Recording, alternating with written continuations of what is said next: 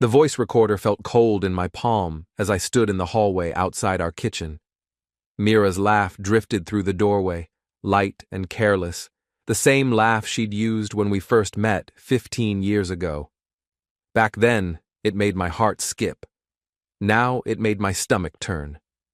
My boss and I decided to have a child, and I'll divorce him after, she was saying to her mother. Galen thinks it's the perfect plan.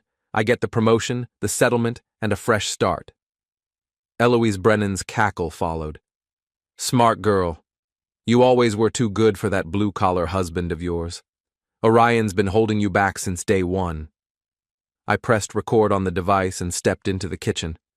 Both women looked up from their wine glasses, faces flushed with conspiracy and alcohol. The overhead light cast harsh shadows across their features, making them look like strangers. Ladies, I said, setting the recorder on the granite countertop between us. Care to repeat what you just said? Silence stretched like a wire ready to snap. Mira's perfectly manicured fingers tightened around her glass. Her mother's mouth opened and closed like a fish gasping for air. I thought so. I stopped the recording and labeled the file on the small screen. Mira Confession, November 15th. Then I opened my phone and sent it to my personal email, watching the progress bar crawl across the screen while they stared. Orion, we can explain, Mira started. No need. I pocketed the recorder and headed for my home office. I heard everything I needed to hear. The office had always been my sanctuary, built-in shelves lined with business manuals, tax guides, and the accumulated paperwork of running Vanton Home Services for 12 years. I'd started the company with nothing but a pickup truck and a toolbox. Now, we employed 15 people and serviced half the county. I opened the filing cabinet and pulled out our marriage certificate, the last 3 years of tax returns, and Mira's employment contract with Hartwell & Associates. The contract where her boss, Galen Hart, had signed as her direct supervisor just 8 months ago. Mira appeared in the doorway, her mother hovering behind like a vulture. What are you doing? Research. I spread the documents across my desk. Did you know that most companies have strict policies about supervisors engaging in relationships with their subordinates, especially married subordinates planning secret pregnancies? Her face went pale beneath her expensive makeup. You wouldn't dare. Watch me. I spent the next hour drafting divorce papers on my laptop. Nothing fancy, just the standard no-fault dissolution template I'd downloaded years ago when my business partner's marriage imploded. I attached a transcript of the audio recording and printed 3 copies. The house was quiet when I finished. Mira's car was gone from the driveway, her mother's silver sedan too. They'd probably retreated to plan their next move, maybe call Galen for damage control. It didn't matter. I was already 3 steps ahead. At 7 the next morning, I filed the papers at the courthouse. The clerk, a tired-looking woman named Janet, stamped them with practiced efficiency. Contested or uncontested? She asked. Oh, it's going to be contested, I said. But not in the way she expects. From the courthouse, I drove to the FedEx office and made copies of everything. The audio file went onto 3 USB drives. The first package went to Hartwell & Associates' HR department. The second to their board of directors compliance email, which I'd found on their website's corporate governance page.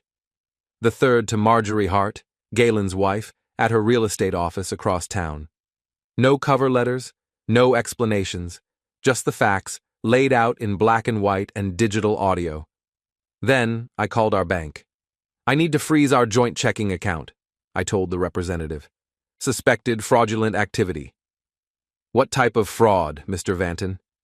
Identity theft. Someone's been making unauthorized plans for my money. The credit card came next.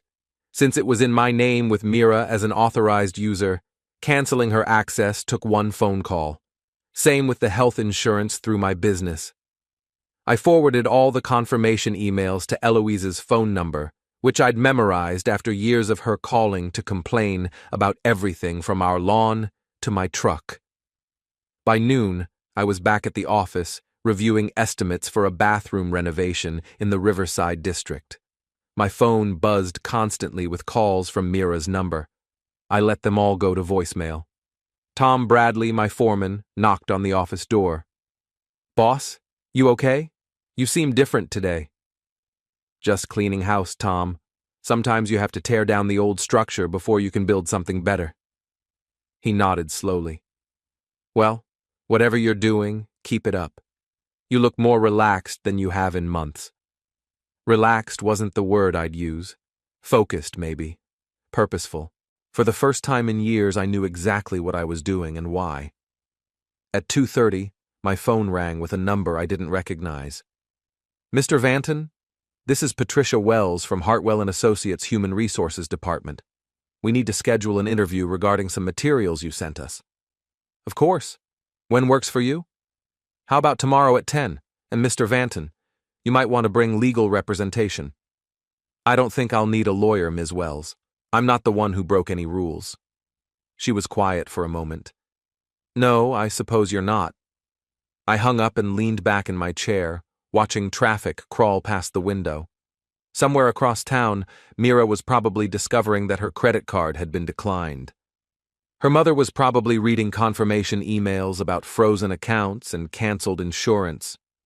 Galen was probably sitting in a conference room trying to explain to his bosses why his personal life had suddenly become their legal liability. Everything they'd planned was falling apart before dinner time. My phone buzzed with a text from an unknown number. "We need to talk. M." I deleted it without responding. We'd had 15 years to talk. She'd chosen to have her most important conversations with someone else. The next morning brought autumn rain that drummed against my office windows like impatient fingers. I'd been awake since 5, reviewing the timeline in my head and preparing for the day ahead. The interview with HR was scheduled for 10, but I had other business to handle first. Mira's car was in the driveway when I drove past our house on the way to the bank. Good. She needed to be home for what came next. At First National, I met with Jennifer Walsh, the branch manager who'd handled my business accounts for 8 years. She was a sharp woman in her 40s who'd helped me navigate the financial side of growing my company. "I need to restructure some things, Jennifer. Personal accounts, business protections, that sort of thing." She pulled up my information on her computer. "I see you've already made some changes. The joint account freeze yesterday, the credit card modifications." "Just the beginning. I want to set up a separate personal account, transfer my business funds to a new commercial account, and establish some protective measures." "Protective measures?" I slid the divorce papers across her desk. "My wife has been planning some unauthorized access to our assets. I want to make sure my business and personal finances are completely separate before this gets ugly." Jennifer scanned the documents, her expression neutral, but her eyebrows rising slightly when she reached the audio transcript. "I see. Yes, we can definitely help you establish some firewalls." An hour later, I had new accounts, new passwords, and new protections in place. Every asset I'd built through Vanton Home Services was now completely separate from anything Mira could touch. She'd have to fight for her share of our house and savings, but my business was untouchable. The Hartwell & Associates building sat on the expensive side of downtown, all glass and steel, trying to look important. I'd driven past it hundreds of times, but never had reason to go inside. Today felt different. Patricia Wells turned out to be a woman in her 50s, with gray hair and the kind of tired eyes that suggested she'd seen every possible workplace drama. She led me to a conference room where 2 other people waited, a younger man in an expensive suit who introduced himself as the company's legal counsel, and an older woman who didn't introduce herself at all. "Mr. Vanton, thank you for coming in.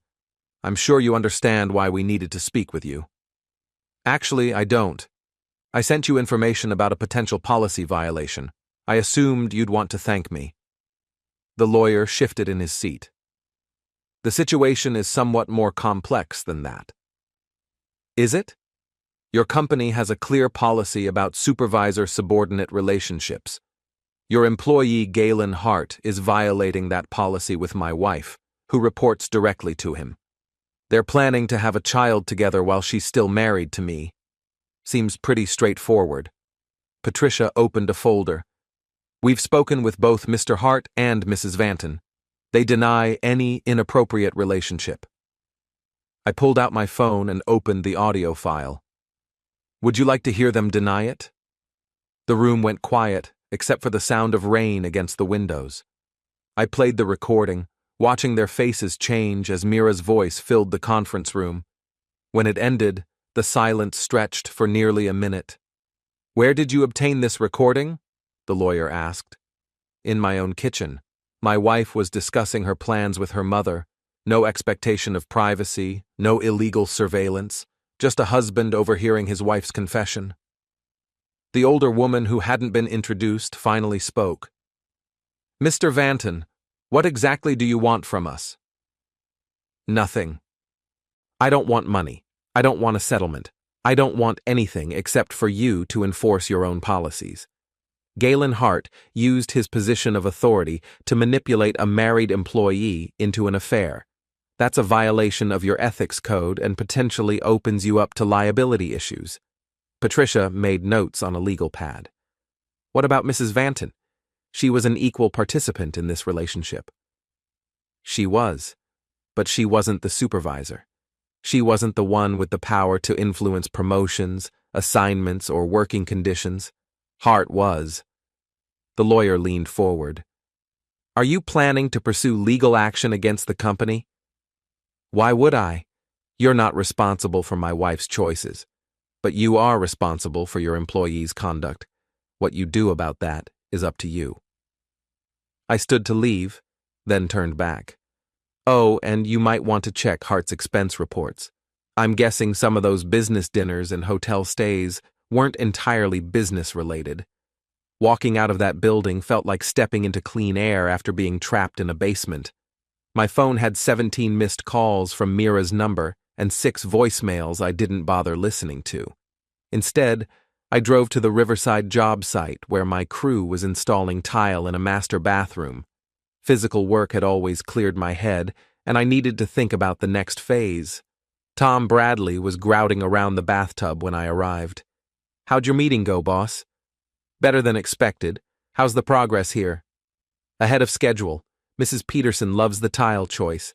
Says it looks like something from a magazine. I picked up a sponge and started cleaning excess grout from the tiles. The repetitive motion was soothing, mindless work that let my brain process the morning's events. Tom, what would you do if you found out your wife was planning to leave you for her boss? He paused in his work. Honestly, probably punch the guy and drink myself stupid. That's what most people would do, but most people don't think 3 moves ahead. What do you mean? Punching him gets me arrested. Drinking gets me nothing, but exposing them? That gets me everything. My phone rang. Jennifer Walsh from the bank. Orion? I thought you should know. Someone tried to access your old joint account about an hour ago, the one you had us freeze yesterday. Let me guess. Mira. I can't confirm who it was, but the attempt came from the downtown branch. When they couldn't access the account, they asked about your business accounts. What did you tell them? Nothing. Those accounts require your personal authorization and identification, but they seemed pretty upset when they left. After I hung up, Tom was staring at me with something like admiration. Boss, remind me never to cross you. I'm not doing anything wrong, Tom. I'm just refusing to be a victim. The afternoon brought more calls from numbers I didn't recognize. Probably Galen, maybe lawyers, possibly Mira using borrowed phones. I ignored them all and focused on work. By 5 o'clock, the bathroom was finished and looked spectacular. Driving home, I passed Mira's mother's house and saw both cars in the driveway. Planning session, probably, trying to figure out how to salvage their scheme. They were about to discover that some things couldn't be salvaged. The coffee shop on Maple Street had always been my favorite place to think. Neutral territory, decent Wi-Fi, and strong enough coffee to fuel whatever came next. I'd been there since 6 in the morning, laptop open, building my next move. Social media had never been my strong suit, but I understood its power. Mira lived on Facebook and Instagram, carefully curating an image of professional success and personal happiness. Her mother maintained a blog about local society events that half the town's wives read religiously. Galen Hart had a LinkedIn profile that painted him as a pillar of the business community. All of that was about to change. I started with the public records. Divorce filings were public information, and I'd made sure mine included enough detail to tell the story. A few strategic posts in local Facebook groups, framed as requests for legal advice, would ensure the right people saw the right information. Does anyone know a good lawyer for a complicated divorce case? Husband discovered wife planning secret pregnancy with her boss. Have audio evidence. Need advice on asset protection. I posted it in 3 different local groups, using a throwaway account, but with enough personal details that anyone who cared could figure out the real identities involved. Then I opened LinkedIn and started researching Hartwell & Associates' client list. Public information, all of it, available on their website and through business directories. I began crafting careful, factual emails to their biggest clients, expressing concern about the company's professional standards and ethical oversight. Nothing libelous, nothing threatening. Just a concerned citizen sharing factual information about potential conflicts of interest affecting their legal representation. My phone buzzed with a call from Patricia Wells. Mr. Vanton, we've completed our preliminary investigation. I wanted to update you on our findings. I'm listening. Mr. Hart has been placed on administrative leave pending a full review. Mrs. Vanton's employment has been terminated effective immediately. I set down my coffee cup carefully. Terminated? I thought she might get a reprimand, maybe a transfer. The evidence you provided was quite comprehensive. When we reviewed Mr. Hart's expense reports, as you suggested, we found numerous irregularities. Business dinners that weren't business, hotel stays that couldn't be justified, company credit card charges at jewelry stores and restaurants during non-business hours. All with Mira? We can't discuss the specific details, but let's say the pattern was clear. Combined with the audio evidence of their planned deception, the board felt termination was the only appropriate response. After she hung up, I sat back and absorbed the implications. Mira had lost her job, her income, her health insurance, her professional reputation. Galen was suspended and probably facing his own termination. But I wasn't finished. The next call went to Marjorie Hart, Galen's wife. I'd looked up her real estate office online and found her direct number. Mrs. Hart, this is Orion Vanton. I believe you received a package from me yesterday. A long pause. Yes, I did. I wanted to call personally and apologize for being the bearer of bad news. I know this can't be easy for you. It's not. Her voice was tight with controlled emotion. But I appreciate you telling me the truth. I've suspected something for months. If you need any additional documentation for your own legal proceedings, I'm happy to provide whatever I have. Actually, I might take you up on that. My lawyer says audio evidence could be very helpful in establishing grounds for fault-based divorce.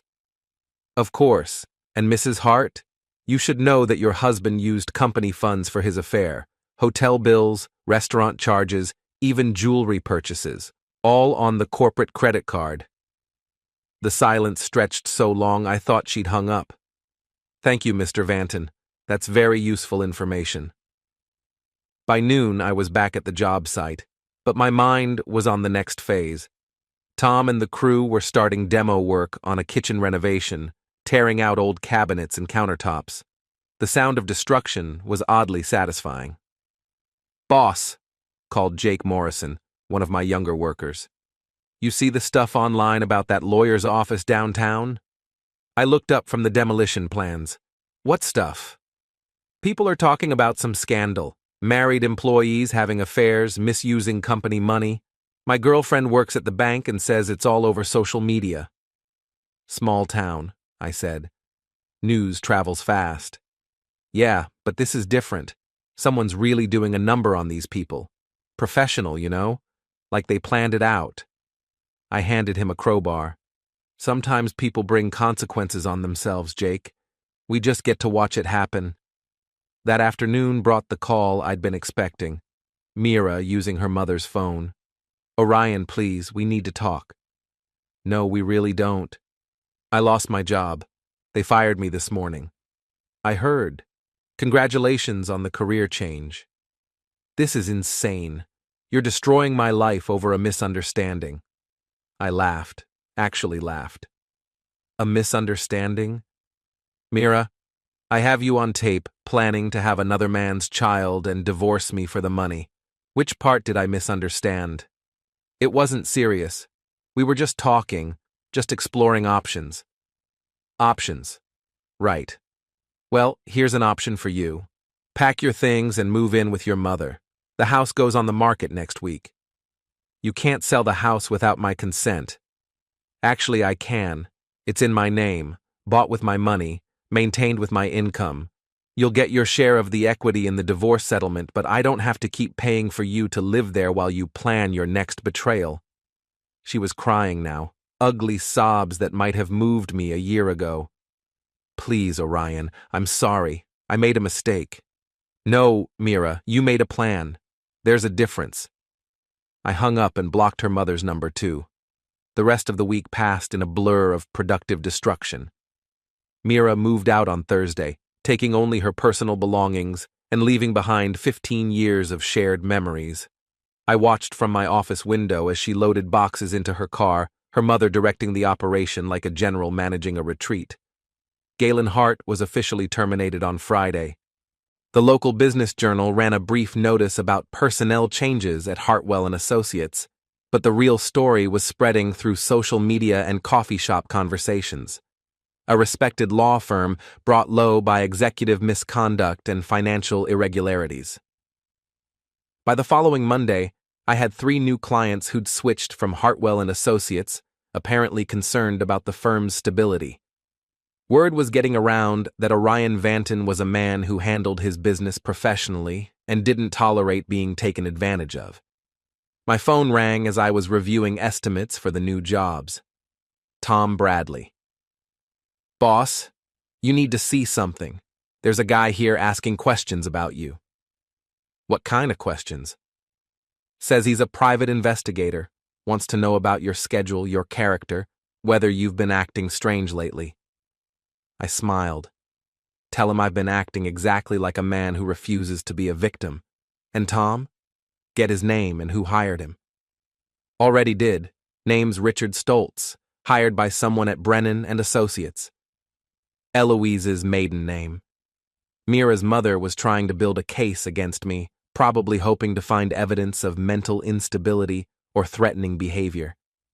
Thanks, Tom. And don't worry about talking to him. Tell him whatever he wants to know. I've got nothing to hide. Because I didn't. Everything I'd done was legal, ethical, and completely justified. I'd simply refused to be the victim in someone else's scheme. But if they wanted to escalate this into a real war, I was ready for that too. The private investigator's report landed on my lawyer's desk the following Tuesday. David Chen had been handling my business legal needs for 5 years, and I'd asked him to take on the divorce case when things started getting complicated.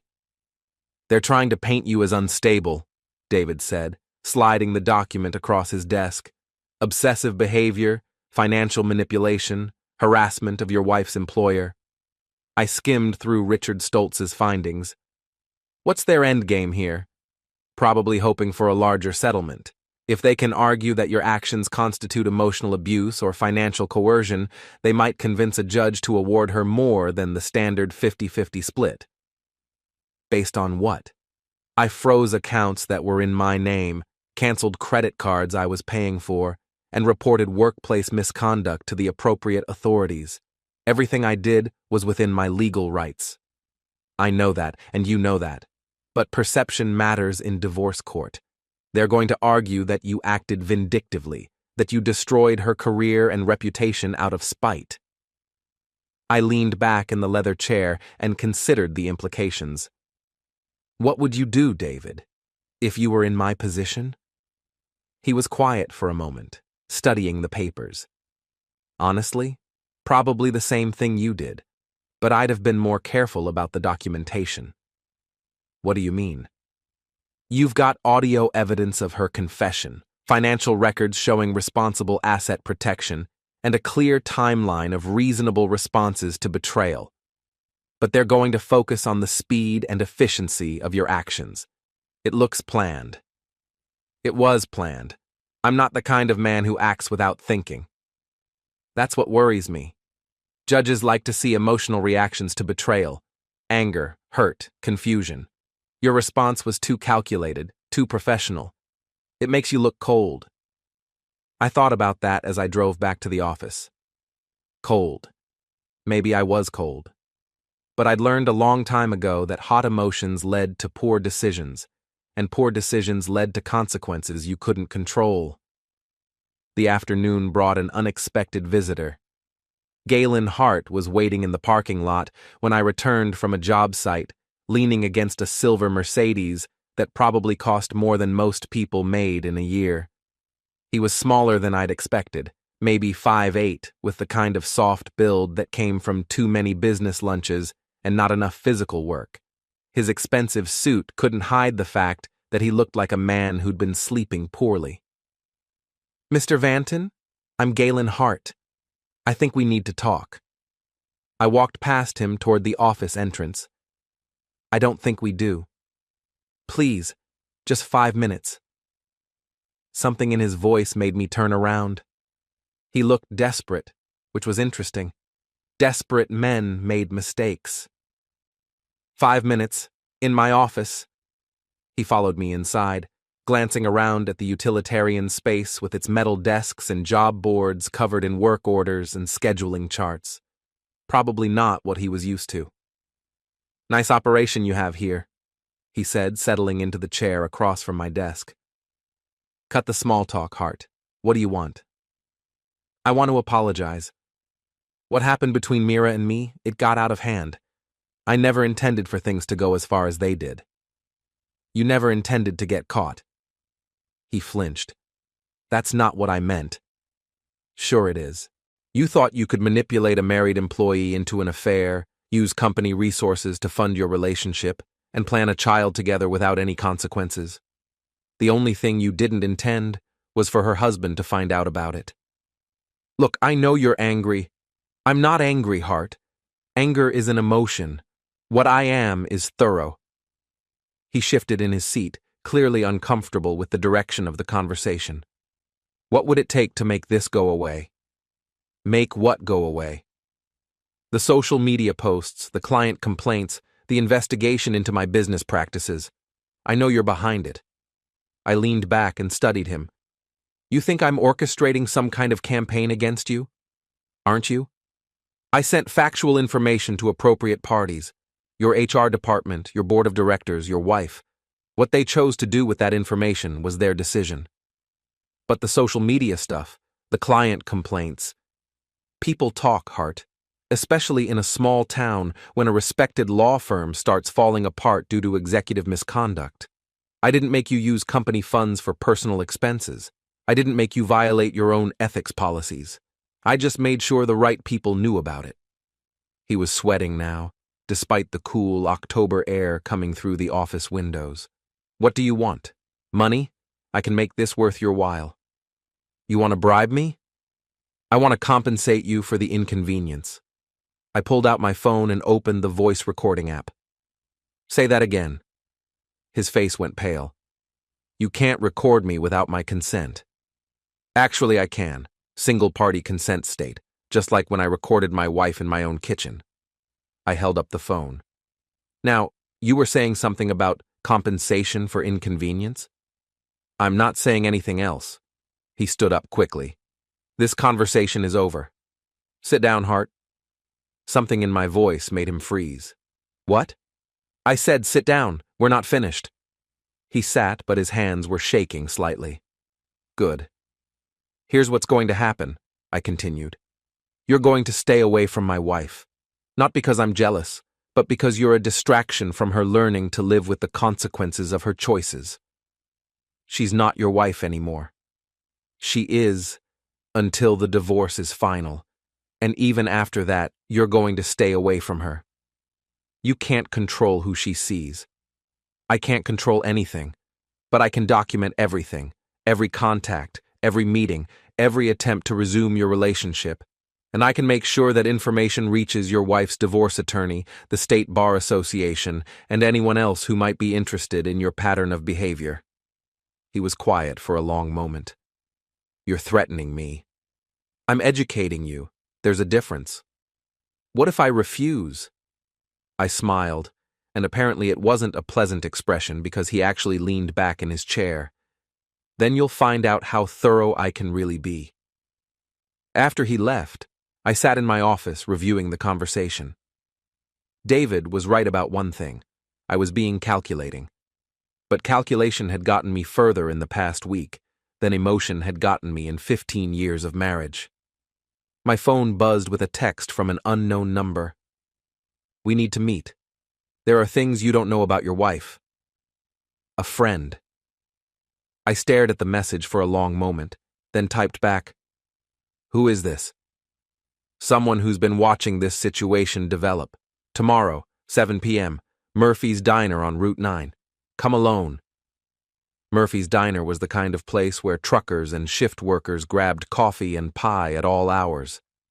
Neutral territory, public, but not too public. Whoever wanted to meet me had thought this through. I had 18 hours to decide whether I was curious enough to find out what else I didn't know about my wife's plans. Turned out, I was very curious indeed. Murphy's Diner sat at the intersection of Route 9 and Industrial Boulevard, a chrome and neon relic that served coffee strong enough to jolt you awake and pie that left a lasting impression. I'd been coming here since my early days running service calls, back when a $5 meal felt like a luxury. I arrived 15 minutes early and took a corner booth with clear sight lines to both entrances. Old habits from my father, who'd learned them in Vietnam and passed them down along with his distrust of convenient coincidences. At exactly 7 o'clock, a woman in her 30s walked through the front door. She was attractive in an understated way, with dark hair pulled back and the kind of clothes that didn't draw attention. She scanned the room once, made eye contact with me, and walked over. Mr. Vanton, I'm Rebecca Martinez. Thank you for coming. She slid into the booth across from me and ordered black coffee when the waitress appeared. No small talk, no pleasantries. Professional. You said there were things I didn't know about my wife. There are, but first, I need to explain who I am and why I'm here. She opened a leather portfolio and pulled out a business card. I'm a private investigator. I was hired 6 months ago to conduct surveillance on your wife. I studied the card. Hired by whom? Marjorie Hart, Galen's wife. She suspected her husband was having an affair, but needed proof before filing for divorce. The pieces started clicking together. You've been watching Mira for 6 months. Watching both of them. Hotels, restaurants, private meetings. I documented everything. She pulled out a thick folder. But what I found was more complicated than a simple affair. How so? Your wife wasn't just having an affair with Galen Hart. She was running a long-term con. Rebecca opened the folder and spread photographs across the table. Mira and Galen at restaurants, entering hotels, embracing in parking lots, standard surveillance material. The affair started 8 months ago, shortly after she joined Hartwell & Associates, but the planning started much earlier. She showed me a series of documents. These are copies of emails between your wife and her mother, going back 2 years. They were planning this from the beginning. I scanned the printouts, my coffee growing cold as the implications became clear. Mira had targeted the job at Hartwell specifically because she'd researched Galen Hart. His wealth, his marriage problems, his history of inappropriate relationships with subordinates. She knew about his previous affairs. 3 of them, all with employees. The company covered them up, transferred the women to other departments, or bought them off with severance packages. Your wife saw an opportunity. Rebecca pulled out another document. This is a copy of a life insurance policy your wife took out on you 18 months ago. $200,000 with double indemnity for accidental demise. My hand stopped halfway to my coffee cup. She took out life insurance on me? Forged your signature on the application. The policy's been in effect for over a year. The diner suddenly felt too warm, too small. You're saying she was planning to have me eliminated? I'm saying she was covering all her bases. The affair with Hart was plan A. Get pregnant, divorce you, take half your assets plus child support. But if that didn't work out, she had plan B. I stared at the insurance documents, recognizing Mira's handwriting on forms I'd never seen before. How did you get these? Mrs. Hart hired me to investigate her husband, but I'm thorough. When I started documenting his affair with your wife, I ran background checks on everyone involved. The insurance policy showed up in the financial records. Does Marjorie Hart know about this? She knows everything I know, which is why she's been so cooperative with your divorce proceedings. She wants Galen destroyed as much as you want your wife held accountable. Rebecca closed the folder and leaned back. There's more, Mr. Vanton. Your wife's mother has been in contact with a man named Vincent Torres. He's what you might call a problem solver. What kind of problems does he solve? The permanent kind. The coffee in my stomach turned to acid. You're telling me my wife and her mother were planning to have me eliminated? I'm telling you they were exploring their options. Torres specializes in making accidents look convincing. Industrial accidents, car crashes, home invasions gone wrong. I sat back and tried to process what I was hearing. The woman I'd been married to for 15 years, the woman I'd built a life with, had been planning not just to betray me, but to have me eliminated. Why are you telling me this? Why not go to the police? Because I can't prove intent to commit harm. Having conversations with questionable people isn't illegal. Taking out insurance policies isn't illegal. Even forging signatures is hard to prosecute without clear evidence of fraud. But you're warning me anyway. Mrs. Hart wanted you to know what you were really dealing with. She thought you deserved the truth. I thought about Galen Hart's visit to my office, his desperate attempt to make the situation go away. Does Hart know about any of this? I don't think so. Your wife was playing him just like she was playing you. He thought he was seducing a vulnerable married woman. She was actually manipulating him into a position where she could benefit regardless of how things worked out. Rebecca gathered up the photographs and documents. Mr. Vanton, you should know that your wife has been asking questions about your schedule, your habits, your routines. She's told people she's concerned about your mental state since the divorce proceedings began. Setting up a narrative. Exactly. Depressed husband, financial pressures, history of working with dangerous equipment in high places. If something were to happen to you, she'd be the grieving widow who saw the warning signs but couldn't prevent the tragedy. I finished my coffee and considered my options. What would you do, Ms. Martinez, if you were in my position? I'd be very careful about my personal security. I'd vary my routines, avoid predictable patterns, and I'd document everything, just like you've been doing. She stood to leave, then turned back. One more thing. Vincent Torres drives a black pickup truck with tinted windows. License plate starts with HVN. If you see that truck anywhere near your home or business, call the police immediately. After she left, I sat in the diner for another hour, staring out at the traffic on Route 9 and trying to reconcile what I'd learned with the woman I thought I'd married. 15 years of shared meals, shared beds, shared dreams, all of it built on a foundation of lies and calculation. But if Mira thought she could intimidate me into backing down, she'd seriously underestimated who she was dealing with. I'd spent 12 years building a business in a competitive market, managing employees, handling difficult clients, solving problems that didn't have easy answers. I wasn't some soft suburban husband who'd crumble under pressure. I was Orion Vanton, and I'd just learned that my wife wasn't the only one who could plan ahead. The war was about to escalate, and this time I wouldn't be fighting with one hand tied behind my back. The next morning brought unexpected visitors to my office. 2 detectives from the county sheriff's department, a man and woman in their 40s, who introduced themselves as Detective Morrison and Detective Walsh. They had the kind of tired professionalism that came from years of dealing with domestic disputes and family drama. "Mr. Vanton, we've received some concerning reports about threats made against your estranged wife and her associate," Detective Morrison said, settling into the chair across from my desk. "What kind of threats?" "According to the complaint, you've been harassing Mrs. Vanton's former employer, making threatening phone calls and engaging in stalking behavior." I opened my desk drawer and pulled out a folder. "Detectives, everything I've done in the past 2 weeks has been documented and legal. Would you like to see the timeline?" Detective Walsh took the folder and scanned through the contents. Police reports, bank records, employment documents, audio files, email confirmations. A complete paper trail of every action I'd taken. "This is very thorough," she said. "I learned a long time ago that documentation prevents misunderstandings." Detective Morrison leaned forward. "Mr. Vanton, we need to ask directly. Have you made any threats against your wife or Galen Hart?"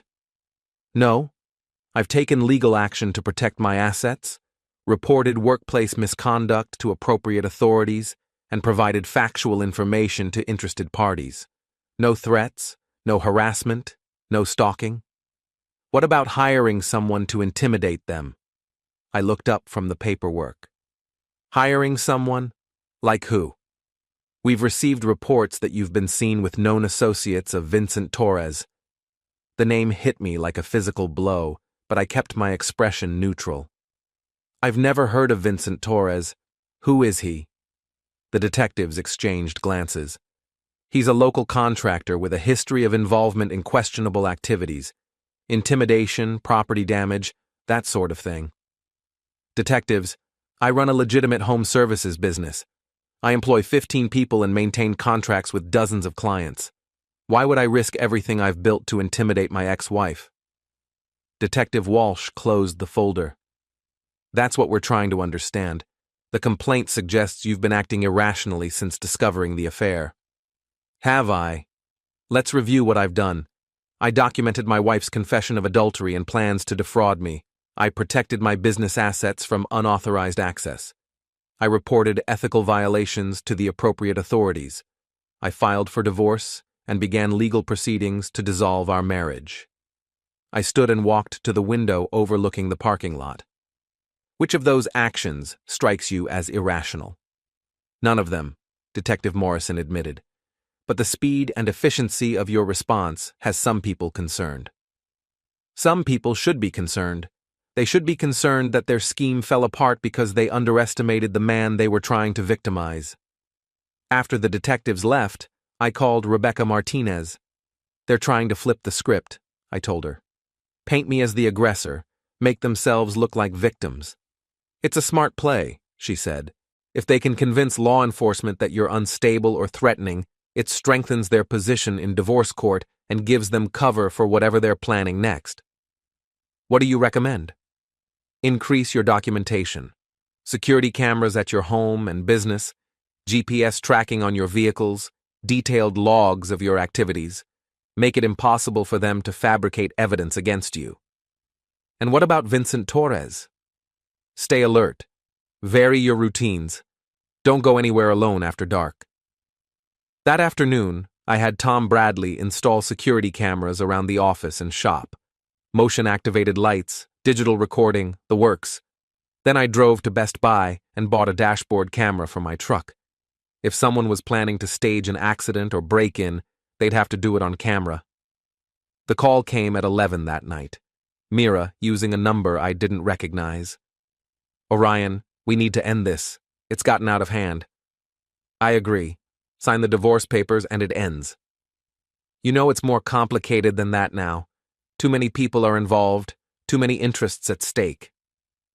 Something in her voice made me reach for the recording app on my phone. "What are you trying to say, Mira?" I'm saying that some situations can't be resolved through legal channels. Sometimes people have to find other solutions. Other solutions like what? Like recognizing when they're in over their heads and backing down before someone gets hurt. I smiled in the darkness of my bedroom.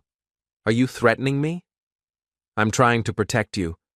There are people involved in this now who don't care about divorce settlements or custody arrangements. They care about making problems go away permanently. People like Vincent Torres? The silence stretched for nearly 30 seconds. When she spoke again, her voice was different, colder. How do you know that name? I know a lot of things, Mira. I know about the insurance policy you took out on me. I know about your conversations with your mother about permanent solutions. I know about your research into Galen Hart's history before you took the job at his firm. You don't know anything. I know you've been planning this for years. The affair was just one part of a larger scheme to either take my assets through divorce or collect on my life insurance through a convenient accident.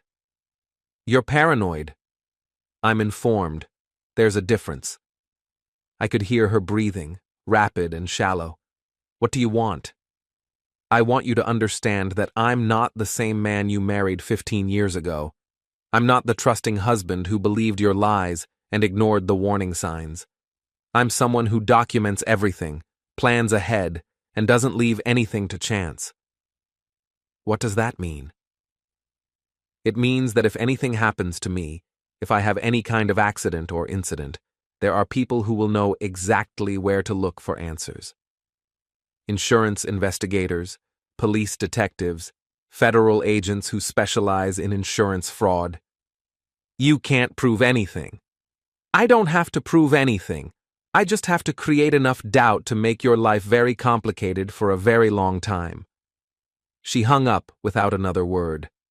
I lay in bed, staring at the ceiling, listening to the house settle around me. Somewhere out there, Vincent Torres was probably receiving a phone call about a problem that needed to be solved. Somewhere else, Mira was probably realizing that her carefully laid plans had been turned against her. But I wasn't finished yet. The next morning, I drove to the office of the largest insurance company in the region and requested a meeting with their fraud investigation department. I brought copies of everything: the forged insurance application, the recorded conversations, the timeline of Mira's activities. We take insurance fraud very seriously, the investigator told me. If someone has taken out a policy using forged documents, that's a felony. What happens next? We investigate.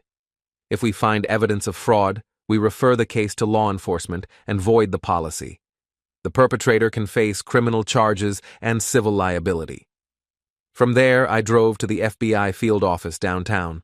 White-collar crime wasn't usually their jurisdiction, but insurance fraud involving potential violence crossed federal lines. Special Agent Sarah Chen listened to my story with the kind of professional attention that made me think she'd heard similar tales before. Mr. Vanton, what you're describing sounds like a conspiracy to commit fraud and possibly conspiracy to commit violence. Those are serious federal crimes. What can you do about it?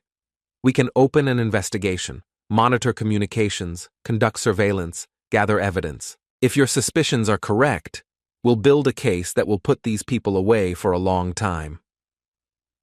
By the end of the week, I had federal agents monitoring my phones, insurance investigators reviewing Mira's financial records, and local police conducting increased patrols around my home and business. The trap was set. Now all I had to do was wait for someone to walk into it. It took 4 days. 4 quiet, ordinary days where nothing happened, and everything changed. On the 5th night, the black pickup truck showed up. I saw it first on the dash cam, idling 2 houses down, headlights off, engine running just long enough to be noticed. Then it disappeared. An hour later, it was back, closer this time. I didn't move. I didn't call anyone. I just documented. At 11:47 p.m., my phone buzzed. Unknown number. You should stop pushing. Last warning. I forwarded the message to Agent Chen and set the phone down. At 12:18 a.m., motion alerts tripped in the backyard. The security feed showed Vincent Torres climbing the fence, moving fast, confident, like someone who'd done this before. He didn't make it 10 steps. Floodlights snapped on, red and blue lights followed. Voices shouted commands from 3 directions at once. Torres froze. Unmarked SUVs rolled in, FBI jackets, county sheriffs, insurance investigators who suddenly weren't just accountants anymore. They cuffed him face down in my grass. From the front porch, I watched Mira's car screech to a stop at the corner. She didn't get out. She didn't have to. Agents were already moving toward her. By morning, it was everywhere. Insurance fraud, forgery, conspiracy, solicitation of violence. Her mother folded first. Hours, not days, emails, messages, recorded calls, everything she'd helped plan spilled out under pressure. Mira held out longer. She always believed she was smarter than everyone else. She was wrong. By noon, the insurance policy was voided. By evening, she was charged. Galen Hart's name appeared again, this time in federal filings he couldn't spin his way out of. When Mira finally called me from a detention center phone, her voice was hollow. "You ruined everything." "No," I said calmly. "You did. I just stopped protecting you from the consequences." Silence. Then, very quietly, "You never loved me." I looked around the house, empty, peaceful, finally honest. "I loved who you pretended to be," I said. "That person never existed." I hung up. 2 weeks later, the divorce was finalized without argument. No grand speeches, no apologies, just signatures and an ending. Vanton Home Services signed its largest contract ever that same afternoon. That night, I slept better than I had in years. Not because I'd won, but because the game was finally over, and I was the only one who walked away free.